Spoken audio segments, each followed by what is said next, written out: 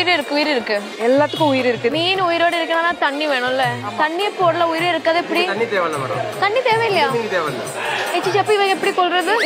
Verrall மீன் இல்ல இங்கிலீஷ்ல இது ஸ்னேக் ஹெட் ஃபிஷ்னு சொல்லுவாங்க. நம்ம சாப்பிடுற லோக்கலா கிடைக்கிற புரோட்டீனோட நியூட்ரிஷன் இன்ஃபர்மேஷன் உங்களுக்கு டெய்லி வேணும்னா ஃபாலோ பண்ணிக்கோங்க. ஃபர்ஸ்ட், எதனால வெரால் மீன் தண்ணிக்கு வெளியில கூட உயிரோட இருக்க முடியுதுன்னா, ஒண்ணு, அதோட தலையில எப்படி மிருகங்களுக்கு லங்ஸ் இருக்கும்ல, அதுக்கு ஒரு சின்ன லங்ஸ் இருக்குங்க.